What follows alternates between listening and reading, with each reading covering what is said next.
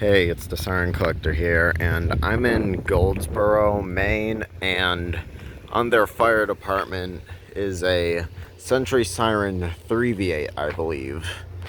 This one looks like it's in very good condition. You can see the chopper from here if you look really closely. And it is probably active as a fire siren if I had to guess, but I'm not sure.